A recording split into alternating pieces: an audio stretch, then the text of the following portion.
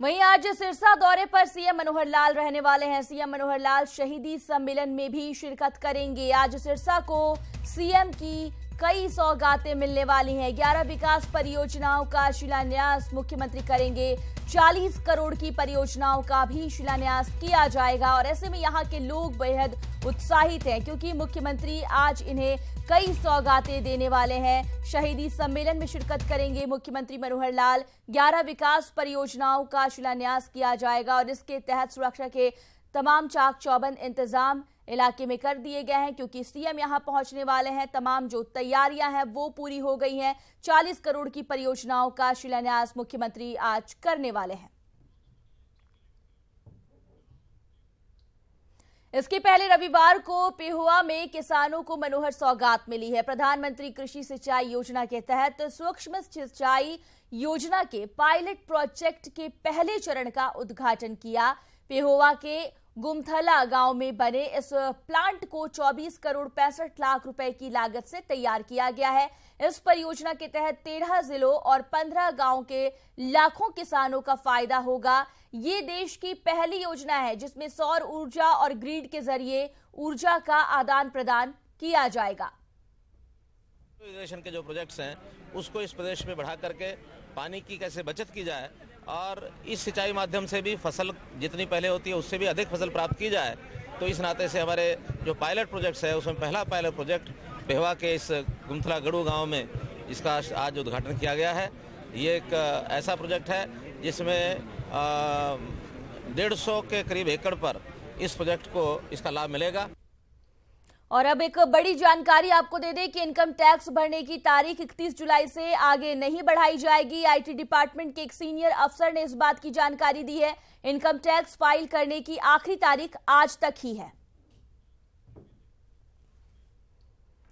चंडीगढ़ की high tech police और crime branch police 7 साल के बाद भी नेहा मर्डर केस का आज तक इसे सॉल्व नहीं कर पाई। नेहा के परिजनों ने प्रधानमंत्री और गृह मंत्रालय से गुहार लगाई है इस मामले की जांच सीबीआई को सौंपी जाए।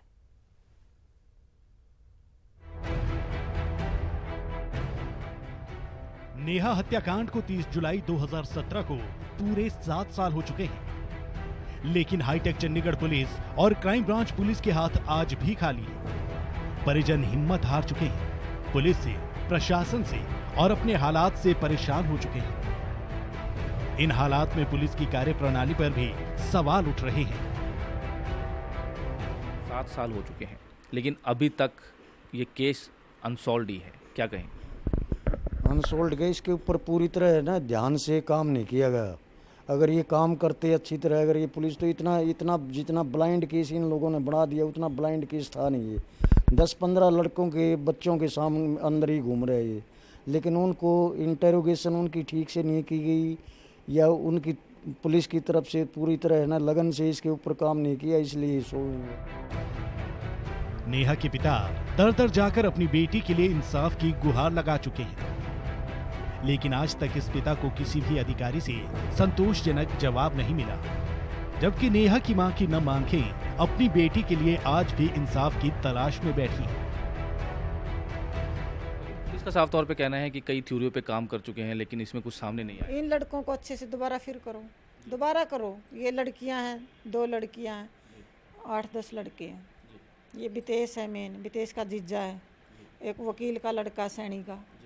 मेन हमारा इन्हीं पे है, या 2-3-41 में से हैं, या 2-4 कोई नशेड़ी होंगे जो इन्होंने, इससे ज्यादा बाहर की बात नहीं। ये मुरझाए हुए चेहरे सिस्टम से नाराज हैं और इन लोगों को आखिरी उम्मीद है सीबीआई से, जिसके लिए नेहा के परिजनों ने प्रधानमंत्री और गृह मंत्रालय से गुहार लगाई है कि इस मामले की जांच सीबीआई को सौंपी जाए। अब देखना यही होगा कि चंडीगढ़ पुलिस और क्राइम ब्रांच 30 जुलाई 2010 को हुए नेहा मर्डर केस को 7 साल में भी नहीं सुलझा पाए।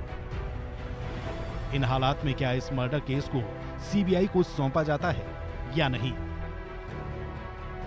क्योंकि कई ऐसे क्लूज थे जो परिवार वालों ने बताए।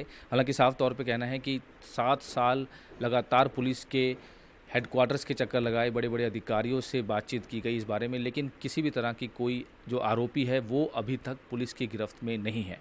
हालांकि परिवार चाहता है कि जल्द से जल्द आरोपियों की गिरफ्तारी हो और उनकी बेटी की जिस तरह से बेरहमी से हत्या की गई थी उनको जल्द से जल्द ज़्यादा से ज़्यादा सजा दी जाए। चंडीगढ़ से कैमरामैन विपिन राय के साथ मनोज राठी, न्यूज़ 18 पंजाब। आपको सीधे लिए चलते हैं लखनऊ, जहां पर बीजेपी के राष्ट्रीय अध्यक्ष अमित शाह प्रेस कॉन्फ्रेंस कर रहे हैं। परंतु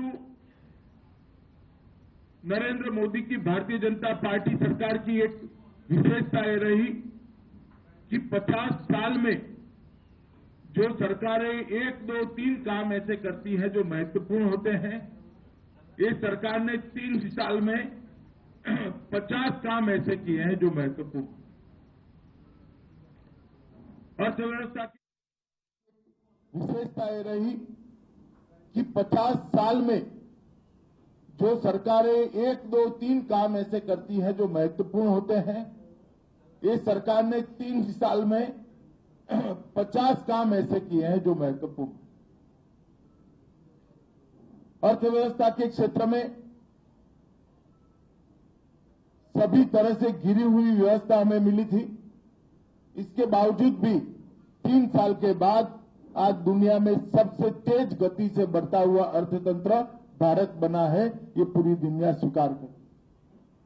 शेयर बाजार उसके सबसे ऊंची ऊंचाइयों को छूकर सर्वोच्च के शिखर के अपने रिकॉर्ड अपने आप तोड़ रहा है और सभी प्रकार के फाइनेंशियल डिसिप्लिन के पैरामीटर्स भारतीय जनता पार्टी की सरकार ने मेंटेन किए हैं।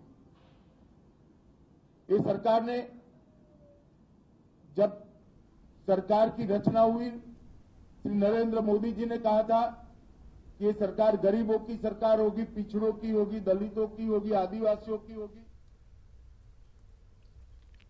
तो अमित शाह प्रेस कॉन्फ्रेंस कर रहे थे। मिशन यूपी में अमित शाह जुटे हुए हैं और इसी के तहत वो सरकार की उपलब्धियों का बखान कर रहे थे। अगली खबर की बात करते हैं। अपनी कार्यशैली के लिए बदनाम मेवात मॉडल स्कूल एक बार फिर विवादों में है। स्कूल के अध्यापकों पर हिंदू छात्रों से नमाज पढ़वाने के आरोप लगे हैं।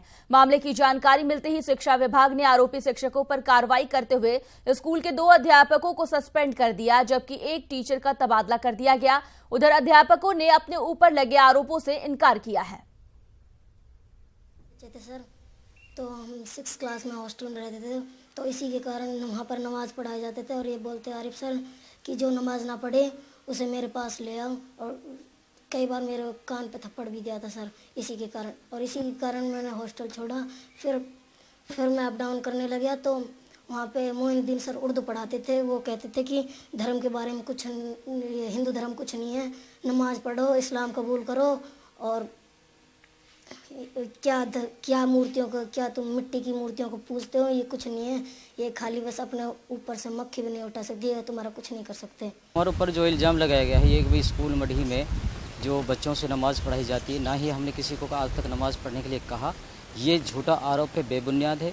ये प्री प्लानिंग के तहत हमारे खिलाफ लिखा हुआ और रचा हुआ षड्यंत्र है। हमने कहा कि ऐसे मामलों में ज़्यादा किसी लंबित नहीं करना चाहिए, क्योंकि एक ये सांप्रदायिक से जुड़ा, धर्म से जुड़े मामले होते हैं। इस पर तुरंत जो भी हम एक्शन ले सकते हैं उस पर लो, तो उनको निलंबित इसलिए किया गया है।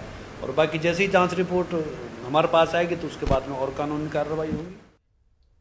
खबरों में आगे बढ़ेंगे। हिसार से खबर है, जहां पर कुख्यात बदमाश प्रदीप जमावड़ी की उसके घर के बाहर गोलियों से भूनकर हत्या कर दी गई। जमावड़ी के साथ ही प्रदीप काला ने अपने 2 साथियों के साथ मिलकर इस वारदात को अंजाम दिया। हत्या की ये वारदात सीसीटीवी में कैद हो गई है।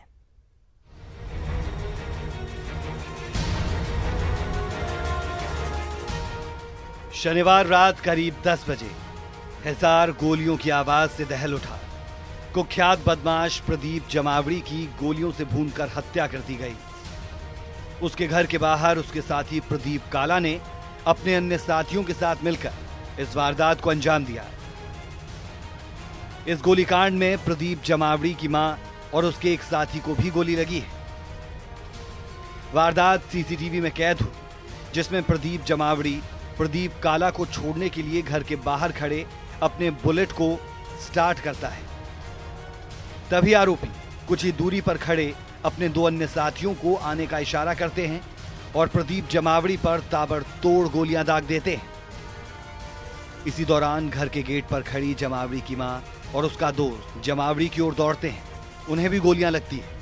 प्रदीप जमावड़ी ने मौके पर ही दम तोड़ दिया, जबकि उसकी मां और दोस्त को इलाज के लिए एक निजी अस्पताल में भर्ती करवाया गया है। उनसे सूचना मिली कि गोली की चोट के कारण प्रदीप सनोफ ओम प्रकाश गांव जमावड़ी वो एक्सपायर हो गए हैं और एक लड़का उनके साथ था, उनकी मदर सावित्री है, वो सपरा हॉस्पिटल में एडमिट है।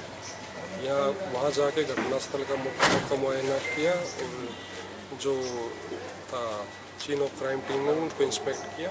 इसके बाद पर जो मृतक प्रदीप के भाई मनदीप के बयान के ऊपर हत्या और हत्या के प्रयास का मुकदमा दर्ज है। प्रदीप जमावड़ी के जीजा ने बताया कि आरोपी प्रदीप काला का जमावड़ी के घर आना जाना था। उसी का फायदा उठाकर उसने धोखे से जमावड़ी को मौत के घाट उतार दिया।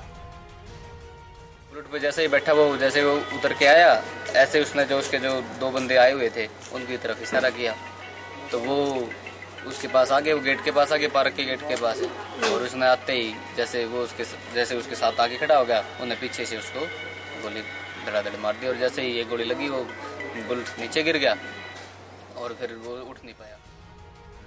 प्रदीप जमावड़ी कभी अपराध की दुनिया में बड़ा नाम था।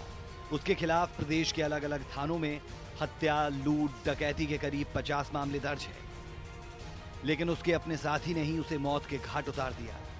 बताया जा रहा है कि जमावड़ी का प्रदीप काला के साथ किसी ठेके को लेकर मतभेद था।